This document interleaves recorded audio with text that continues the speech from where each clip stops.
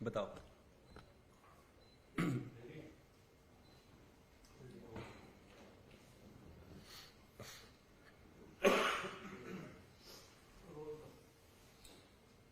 जैसा कि आप सभी को मालूम ही है कि जब पहली बार इंडिया अलायंस के आइडिया को देश के सामने लाया गया था तो पूरा देश उत्साहित हुआ था।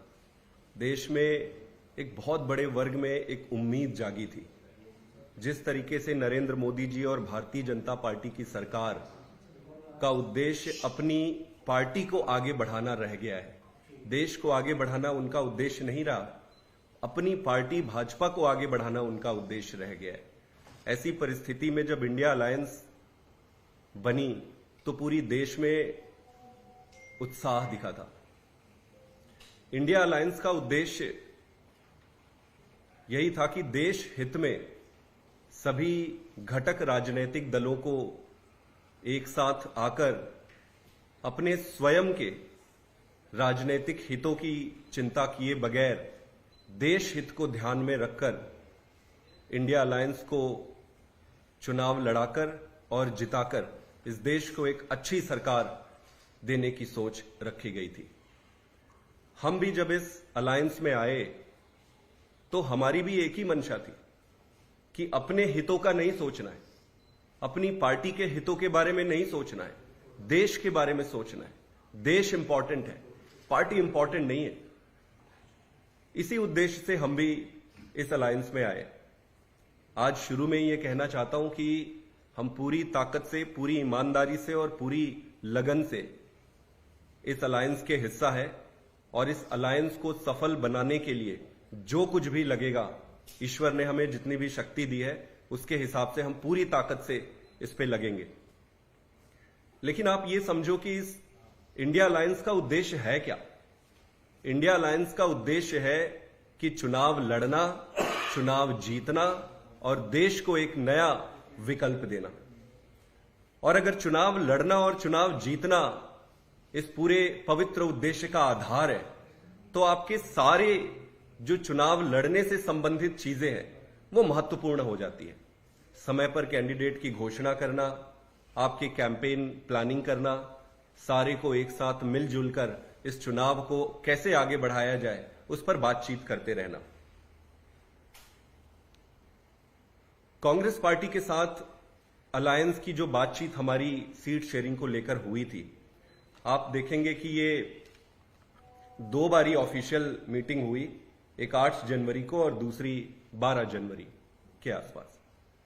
इन दो ऑफिशियल मीटिंग्स में जो चर्चा हुई, अच्छे एटमॉस्फेयर पे हुई, चर्चा हुई, सभी बातों पर चर्चा हुई, लेकिन उस पर निष्कर्ष कुछ निकला नहीं। आप देखेंगे कि इन दो ऑफिशियल मीटिंग के अलावा पिछले 1 महीने में कोई भी मीटिंग नहीं हुई है। 1 महीने हो गए मीटिंग का इंतजार करते कि अगली मीटिंग होगी, अगली मीटिंग में कुछ निर्णय निकलेगा और बात आगे बढ़ेगी। हमें बताया गया कि यात्रा चल रही है कांग्रेस पार्टी की, इसलिए शुरू में लेट हो रहा है, 2 दिन लेट होगा, 3 दिन लेट होगा। हम इंतजार करते रहे। इस बीच कई कांग्रेस पार्टी के प्रमुख लीडरों से मिलने का भी मौका मिला और उनको भी कोई आइडिया नहीं है, कोई क्लैरिटी नहीं है कि भाई अगली मीटिंग कब होगी।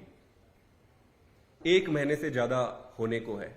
ऐसी परिस्थिति में अगर आपका उद्देश्य चुनाव जीतना है तो फिर मन में प्रश्न उठता है और चिंता होती है कि इस तरीके से चुनाव जीतना तो बड़ा मुश्किल हो जाएगा। और ये चिंता ही है जिसके कारण आज मैं यहां पर बैठा हूं और भारी मन से बैठा हूं। कोई हमें यहां पर आकर कुछ बोलने की और ये सारी चीजें करने की जरूरत नहीं होती अगर हम बातचीत करते। आप देखे होंगे पिछले कुछ दिन पहले हमने आसाम में 3 कैंडिडेट्स का अनाउंसमेंट किया था। मैं उम्मीद करता हूं कि इंडिया अलायंस उसको स्वीकार करेगी। ये 3 कैंडिडेट जो हमने अनाउंस किया है वो तैयारी कर रहे हैं। बहुत अच्छा रिस्पॉन्स है आसाम में, उनकी तैयारी शुरू हो गई है। समय को देखते हुए आज मैं गोवा, साउथ गोवा से भी आम आदमी पार्टी की तरफ से कैंडिडेट की घोषणा करता हूं। आम आदमी पार्टी की तरफ से हमारे लीडर वेंजी वेगास जो है, जो बेनुलिम से वहां के विधायक भी हैं, वो हम कैंडिडेट के रूप में उनकी घोषणा करते हैं और मैं उम्मीद करता हूं कि इंडिया अलायंस इसको स्वीकार करेगी, इसकी अनुमति देगी। आप देखेंगे कि गोवा के चुनाव जब हुए विधानसभा के, तो विधानसभा के चुनाव में आम आदमी पार्टी की 2 सीटें आई थी और दोनों सीटें साउथ गोवा में हैं। हमारे एमएलए वेंजी और क्रूज बहुत अच्छा काम कर रहे हैं, ये दोनों बहुत पॉपुलर है वहां पर। कांग्रेस पार्टी की भी आज की तारीख में सिर्फ 3 विधायक हैं, उनके 2 विधायक उनके भी साउथ गोवा में है और 1 विधायक उनके नॉर्थ गोवा में। इस हिसाब से साउथ गोवा स्वाभाविक है कि अगर कांग्रेस की 3 सीट है और आम आदमी पार्टी की 2 सीटें हैं, तो स्वाभाविक रूप से 1 सीट आम आदमी पार्टी को मिलनी चाहिए और उसी के तहत विनेबिलिटी को ध्यान में रखकर, विनिंग प्रोस्पेक्ट्स को ध्यान में रखकर आम आदमी पार्टी ने श्री वेंजी जी के कैंडिडेचर की आज घोषणा की है। इसी के साथ गुजरात में भी आज मैं 2 कैंडिडेट्स का अनाउंस करने जा रहा हूं। उनमें से एक है हमारे चैतर वसावा जी, जिसके बारे में पहले हमने आपको बताया था, और दूसरे हैं भावनगर से उमेश भाई मकवाना जी। तो भरूच लोकसभा सीट से चैतर वसावा जी और भावनगर लोकसभा सीट से मैं उमेश भाई मकवाना जी के उम्मीदवारी की यहां घोषणा करता हूं आम आदमी पार्टी की तरफ से। मैं उम्मीद करता हूं कि इंडिया अलायंस इसको स्वीकार करेगी और खूब मेहनत करके ये सीट हम जीतेंगे। गुजरात के विधानसभा चुनाव में अगर आप देखेंगे तो 5 सीटें आम आदमी पार्टी की आई थी और लगभग 13% वोट शेयर मिला था। कांग्रेस पार्टी की यहां पर 17 सीटें आई थी और 27% वोट शेयर मिला था। अगर इसको प्योरली साइंटिफिक हिसाब से और मेरिट बेसिस पे आप देखें तो आम आदमी पार्टी को 1/3 सीट मिलनी चाहिए और कांग्रेस को 2/3 मिलनी चाहिए। तो इस हिसाब से हमारे 8 सीटें बनती है अगर आप प्योरली मेरिट को और विनेबिलिटी को परिप्रेक्ष्य में सामने रखें तो 8 सीटें बनती है। हमने 8 सीटें मांगी है इंडिया अलायंस से, कांग्रेस पार्टी से। आज हमने 2 सीटें अनाउंस करी है, बाकी की 6 सीटों का कुछ दिन के बाद विचार करके आपके समक्ष रखेंगे। कांग्रेस पार्टी 18 सीट पे लड़ ले और 8 सीट पे आम आदमी पार्टी लड़ ले, ये बड़ा मेरिट के हिसाब से, वोट शेयर के हिसाब से सबके सामने है। इस पे कोई लाग लपेट और कोई छुपाने की बात नहीं है। इसके साथ साथ दिल्ली के परिप्रेक्ष्य में भी मैं कुछ बातें रखना चाहता हूं। दिल्ली के चुनाव में भी आपने देखा होगा, लोकसभा में कांग्रेस पार्टी की 0 सीट है, विधानसभा में भी 0 सीट है, एमसीडी में चुनाव हुए उसमें 250 में से 9 सीटें कांग्रेस पार्टी की आई हुई है। अगर आप मेरिट बेसिस पे और ये पूरे आंकड़े को देखें तो कांग्रेस पार्टी की एक भी सीट इस डेटा के हिसाब से नहीं बनती है। लेकिन डेटा सिर्फ इंपॉर्टेंट नहीं है, जो अलायंस का धर्मा है और अलायंस का मान रखते हुए, कांग्रेस पार्टी की मान रखते हुए भी हम उन्हें 1 सीट ऑफर करते हैं। तो हमारा यह प्रपोजल है कि कांग्रेस पार्टी 1 सीट पे लड़े और 6 सीट पे आम आदमी पार्टी लड़े। आज कैंडिडेट की घोषणा हम नहीं कर रहे।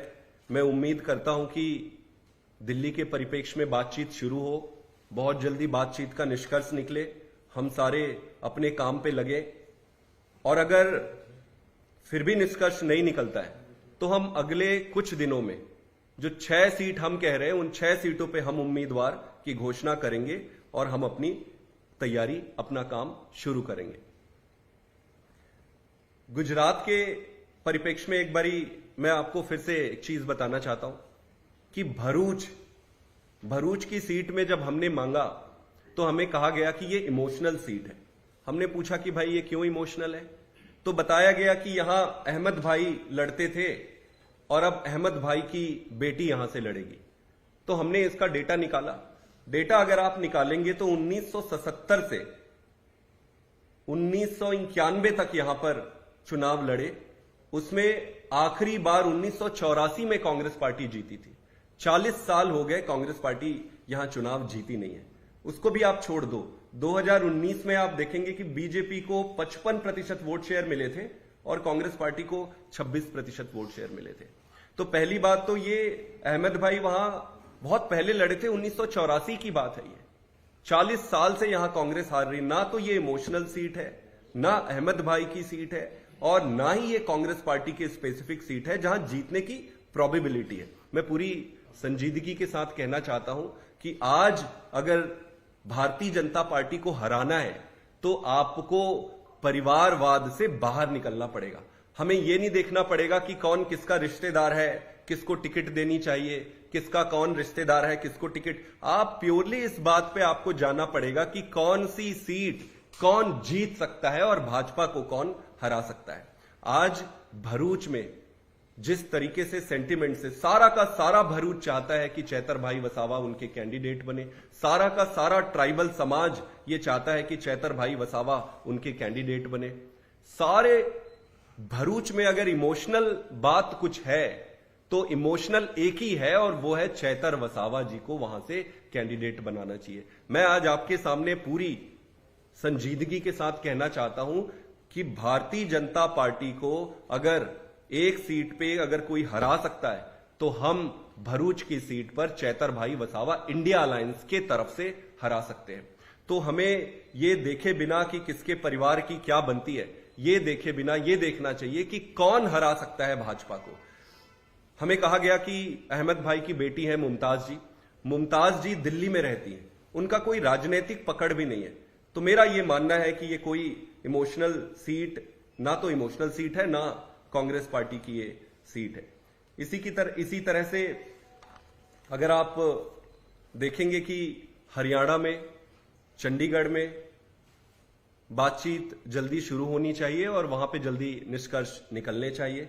पंजाब के बारे में हमने पहले स्पष्ट किया हुआ है कि वहां पर दोनों पार्टियों के जो ग्रुप हैं, स्टेट लेवल के जो लीडर हैं, पार्टी है, उन्होंने ये तय किया कि अलग अलग लड़ेंगे। उनका सम्मान करते हुए हमने ये तय किया है कि पंजाब में हम अलग अलग लड़ेंगे। अब चंडीगढ़, हरियाणा और बाकी के राज्य जहां पर भी बातचीत चल रही है, इन सारी जगहों पर जल्द से जल्द पूरी होनी चाहिए। मोटा मोटे आज हम साउथ गोवा से एक कैंडिडेट अनाउंस किए और गुजरात से 2 कैंडिडेट हमने अनाउंस किए। मैं फिर आपके माध्यम से पूरे देश के सामने और सभी के सामने ये रखना चाहता हूं कि हम अलायंस धर्मा के पूरा सम्मान करते हैं। हमारा उद्देश्य आज देश को बचाना है। आम आदमी पार्टी इंपॉर्टेंट नहीं है, देश इंपॉर्टेंट है। लेकिन यह देखना पड़ेगा कि भारतीय जनता पार्टी को कौन और कैसे हरा सकता है, इसी पर काम करना चाहिए। आज जो कुछ भी हमने ये अनाउंस कर रहे हैं, यहां आपके माध्यम से बात करने की जरूरत पड़ी है, वो बड़े भारी मन से करने की जरूरत पड़ रही है। उम्मीद करता हूं कि आगे की बातचीत जल्दी शुरू हो और सारी चीजें निष्कर्ष निकले। एक साथ मिलकर इंडिया अलायंस को मजबूत बनाएंगे और आगे खूब काम करेंगे। बहुत बहुत धन्यवाद। गोवा से कैंडिडेट है, ये बनोदन कॉन्स्टिट्यूएंसी से एमएलए नहीं है। जी बिल्कुल। इसके बाद बेंजी वेल्स नाम है। बिल्कुल। इसके बाद दिल्ली में आते हैं संदीप। दिल्ली में क्या आपने जो मीटिंग के दौरान प्रस्ताव दिया था और अभी जो आप प्रस्ताव दे रहे हैं, क्या वो दोनों एक ही हैं या अलग अलग? प्रस्ताव बिल्कुल सेम है। उधर से कांग्रेस पार्टी की तरफ से मांगे आई थी, डिमांड्स आए थे, अलग अलग डिमांड्स आए थे। लेकिन उन सारी चीजों पे जब डिस्कशन होती, बातचीत होती, मीटिंग होती, तभी उन सारी चीजों पे निर्णय होता। हमारी तरफ से यही दिया गया था ऑफर, और कांग्रेस की तरफ से दूसरे डिमांड्स आए थे। लेकिन सारी चीजों का निष्कर्ष बातचीत से ही निकल सकता है। जो मीटिंग कई महीने पहले हो जानी चाहिए थी, उस मीटिंग का हम इंतजार कर रहे थे और उसी चिंता के कारण आज हम यहां आपके सामने बैठे। दिल्ली में क्या आप अगर इंतजार, कितने दिन इंतजार करेंगे? कोई आपने डेडलाइन तय की है कि आप खुद कह रहे हैं कि आपको चुनाव में उतरना है? कोई डेडलाइन आपने तय की कि इतने दिन में जवाब नहीं आया तो आप उम्मीदवार की घोषणा कर देंगे? देखिए 4-5 दिन देखते हैं, फिर स्थिति को इवेलुएट करेंगे। देखिए हमारा उद्देश्य डीरेल करना नहीं है, उद्देश्य इसको कंक्लूड करके सार्थक तरीके से इसको निष्कर्ष पे लेके जाना है।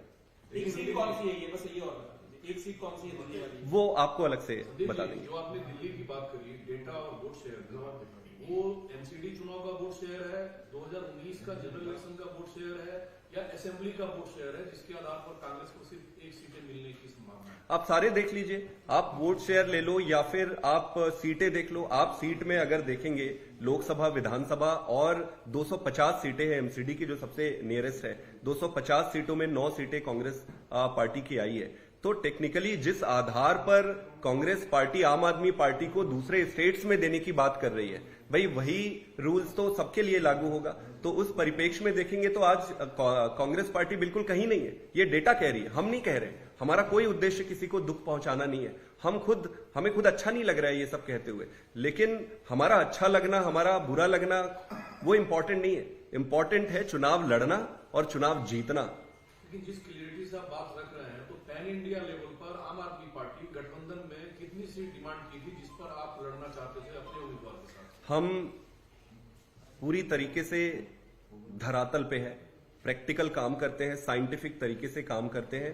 जिस जिस सीट पर और जिस जिस जगह पर हम जीतने की काबिलियत रखते हैं, ईश्वर की कृपा से ईश्वर ने हमें जितनी भी ताकत दी है वहीं पर हम मांग कर रहे हैं। जहां जहां हमारा संगठन मजबूत है, जहां हम जीत सकते हैं, हम वही मांगे। सारी चीजें हमने कांग्रेस पार्टी को बताई। हरियाणा तक क्यों गए आप? हरियाणा में अभी भी बातचीत चल रही है। मैं उम्मीद करता हूं कि हरियाणा में, चंडीगढ़ में और अन्य जगहों पर बहुत जल्दी बातचीत हो, जल्दी एक साथ बैठे और उस पर निष्कर्ष निकाले। चुनाव के लिए बहुत कम समय रह गया है, अदरवाइज सारा समय चला जाएगा और जीतना तो बहुत दूर की बात है। आप फिर चुनाव लड़ते हैं। सवाल ये बनता है कि आपने इंडिया ये मान लिया जाए कि आपने तो लगभग सभी उम्मीदवारों का ऐलान कर ही दिया जो आप प्रस्ताव रख रहे थे गठबंधन के तहत। ये मान लिया जाए कि इंडिया गठबंधन से आपकी बनी नहीं और आप कहीं ना कहीं से फेल होता हुआ देख रहे हैं। आप मानते हैं कि इंडिया गठबंधन के तहत वो फेल होगी?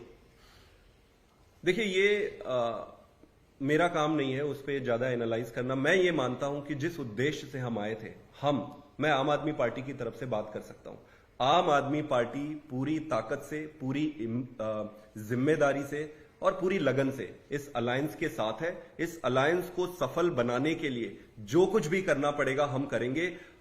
बातचीत होनी चाहिए। हम जो कुछ भी हम त्याग कर सकते हैं वो हम तैयार हैं त्याग करने के लिए, लेकिन आज देश इंपॉर्टेंट है। पर आप सिर्फ यही सोच के कि देश इंपॉर्टेंट है, उद्देश्य महान है, लेकिन आप मेहनत नहीं करोगे, तो जब तक आप मेहनत नहीं करोगे, आपका उद्देश्य ना जाने कितना भी महान हो, उसका परिणाम नहीं निकलेगा। अगर परिणाम तक पहुंचना है तो मेहनत करना पड़ेगा। Thank you very much.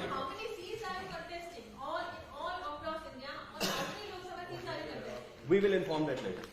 Thank you. No any further meeting with India alliance? अभी तक कोई इन्फॉर्मेशन